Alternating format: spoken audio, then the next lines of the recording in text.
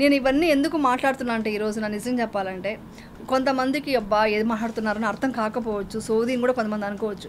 కానీ 100 మందిలో ఒక 5 మంది 10 మందికి కన్నా ఇది యూజ్ అవుతాయి, అది డెఫినెట్గా వాళ్ళకి మంచిది అవుతుంది. నిజంగా యమున, మీరు యాక్చువల్లీ మీరు ఆ మాట అంటున్నారు, కానీ మీకైన సంఘటన ఒకలా ఉంటే కరోనా తర్వాత రకరకాల కారణాలతో జీవితం ఇలా షేకప్ అయిపోయిన చాలా మంది దీనికంటే ఏమిటి అతీతంగా ఉందని వెతుక్కుంటున్నారు.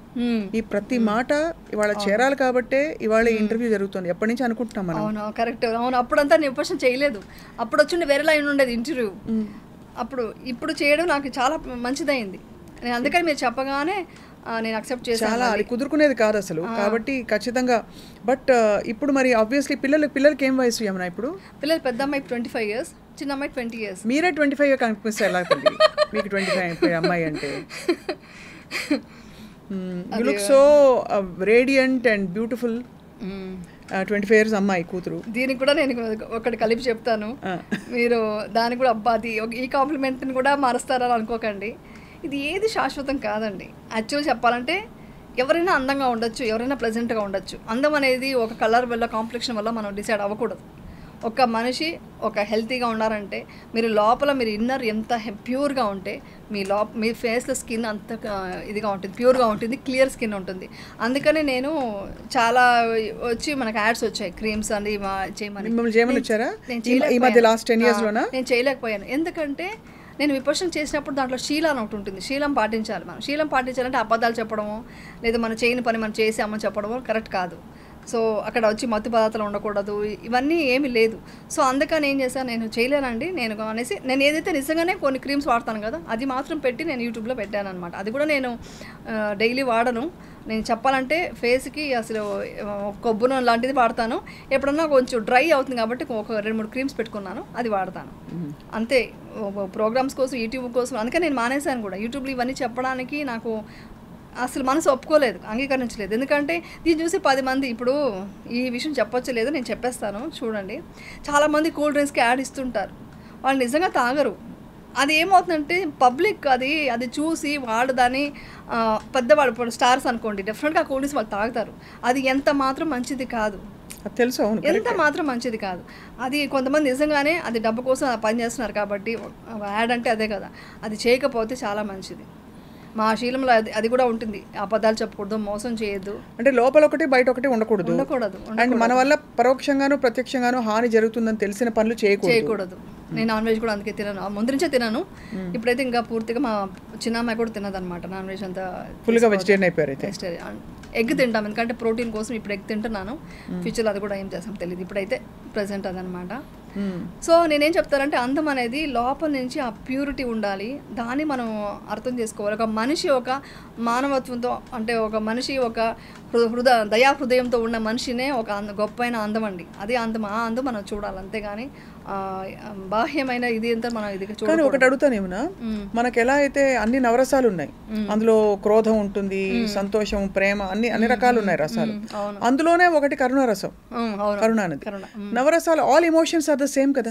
అవునండి. అంటే whether it is good emotion or bad emotion, emotion is emotion. అవును. సో అవి ఏవి లేకుండా కంప్లీట్ గా అసలు ఏ విధమైన ఒక తామరాకు మీద నీటి బిందువు అంటే స్థితప్రజ్ఞతతో ఉండడం, దానికి కరుణారసానికి ఏమిటి తేడా? ఉదాహరణకి ఇప్పుడు నేను ఉన్నారు మా టీం, అయ్యో అని నేను అమితంగా భవబంధాలతో ఎవరినైనా నేను ఎక్కువ కరుణ చూపించడము, ఎక్కువ ప్రేమ చూపించడం ఎంత తప్పో, కోపం చూపించడం అంత తప్పు. లేదు, కోపం చూపించడం ఎంత తప్పో కరుణ చూపించడం కూడా అంత తప్పు.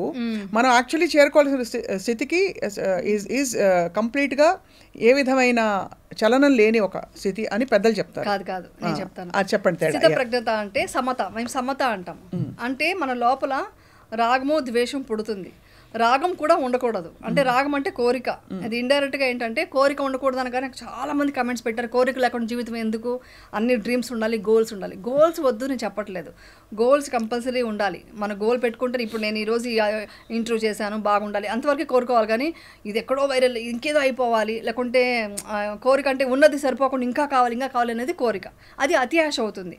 అది కాకుండా కోరిక ఉండొచ్చు. సో మన బుద్ధుడు ఏం చెప్పాడంటే కోరిక ఉందండి. ఇప్పుడు ఎగ్జాంపుల్ నాకు ఈ డ్రెస్ కావాలి, కావాలి అని మీరు అనుకున్నారు, ఆ డ్రెస్ మీరు తీసుకోలేకపోయారు, ఇమ్మీడియట్గా మీకు ఏమవుతుంది? ద్వేషం. ద్వేషం అంటే బాధ, కోపం, చిరాకు అన్నీ ద్వేషమే. దాని అన్ని ద్వేషం కిందే తీసుకుంటారు. ద్వేషం కలుగుతుంది కదా. సో నువ్వు ఆ కోరిక పెట్టుకోదు, ద్వేషం పెట్టుకోదు, రెండింటిని బ్యాలెన్స్గా చూడు. ఇది లోపల మనం తీసుకోవాల్సింది. రాగ మోహ ద్వేషాలకి అతీతంగా బ్రతకాలి. ఇది నేను చాలా ఇన్స్టాలో రీల్ పెట్టాను కూడా, అందరికీ అదే పెట్టారు, కోరిక లేకుండా ఎలా బ్రతుకుతామని. కోరిక అంటే దురాశ కాకుండా ఉన్న కోరిక వరకు, గోల్స్ వరకు ఓకే, అది కావాలి.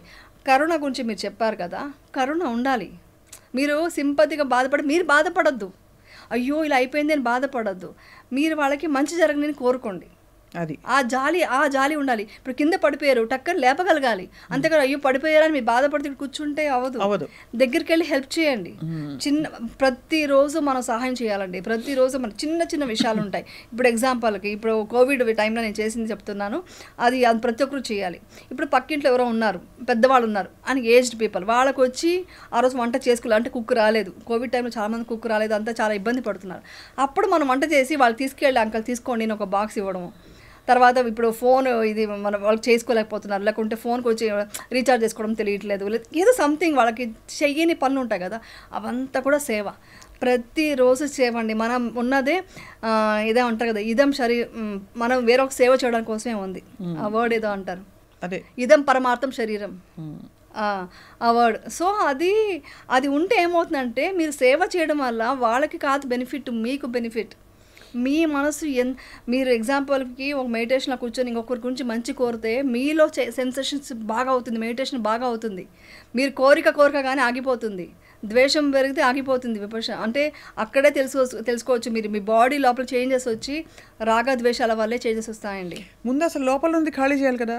మీరు అన్నది అవతల వాళ్ళ పట్ల మంచి ఫీలింగ్స్ అవన్నీ పెట్టే లోపు లోపల చాలా చాలా మందికి కామ క్రోధ ఇంకా అన్ని రోజు లోభ మోహ మత్సర, దాన్ని ఎలా తీయాలి?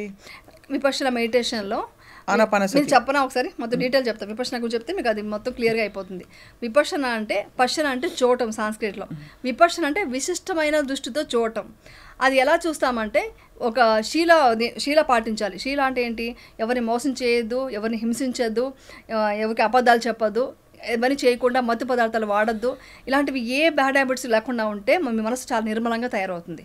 దాని తర్వాత సమాధి స్థితి. సమాధి అంటే ఒక మనసుని మొత్తం సమాధి స్థితికి తీసుకెళ్ళాలి. అంటే ఏంటంటే ఒక బ్రీత్ మనం అబ్జర్వ్ చేస్తూ ఉంటే ఇవంతా మొత్తం చాలా డీప్గా సమాధి స్థితికి వెళ్ళిపోతుంది మనసు.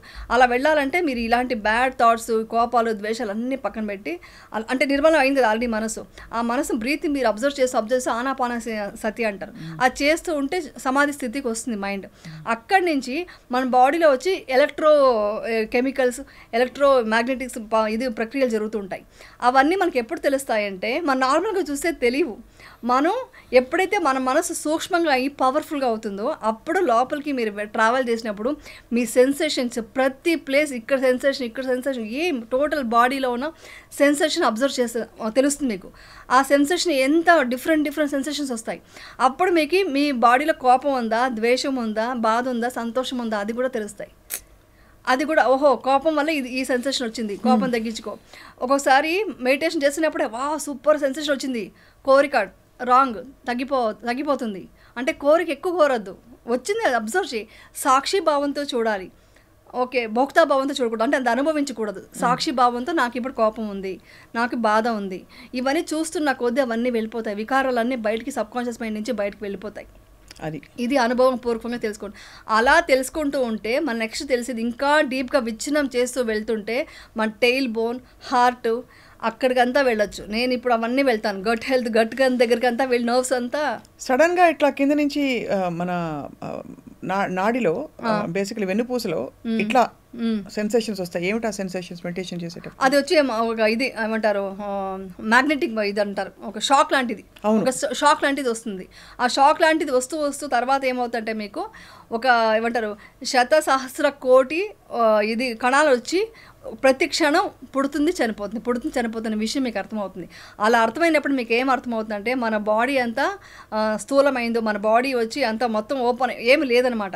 ఒక స్థితిలో తరంగాలు తప్ప, వైబ్రేషన్స్ తప్ప ఏమీ లేదు అని మీకు క్లియర్గా అర్థమవుతుంది.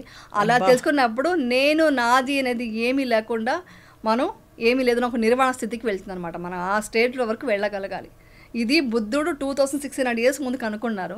ఇప్పుడు కూడా ఐన్స్టీన్ దగ్గర నుంచి ప్రతి ఒక్కరు చెప్పేది ఏంటి, కాస్మిక్ ఎనర్జీ ఉంది అంటారు. సో మన బాడీ వచ్చి స్థూలమైంది కాదు అని వాళ్ళు కనుక్కున్నారు సైంటిస్టులు. బట్ మనకు ఆ బుద్ధుడు ఇచ్చిన గ్రేటెస్ట్ ఒక విద్య వచ్చి 2600 ఇయర్ ముందే ఇచ్చారు ఇండియాకి. బట్ మన ఇండియన్స్ ఏంటంటే దాన్ని వదిలేసుకుంటే అది బర్మాలో వచ్చి ఉందన్నమాట. వాళ్ళు కొంచెం ప్రొటెక్ట్ చేసుకుంటూ కొంతమంది అనుకుంటూ మన ఇండియా ఇచ్చిన ఒక గొప్ప విద్య అనేసి వాళ్ళు ఇండియా మీద చాలా గౌరవంతో వాళ్ళు అక్కడ నడిపిస్తుంటే గోయంకేజీ అంటారు కదా, ఎస్ఎన్ గోయంకేజీ, ఆయన ఇండియాకి తీసుకొచ్చి ఇంతమందికి ఇంట్రొడ్యూస్ చేశారు 50 years బ్యాక్. ఇది దాని హిస్టరీ.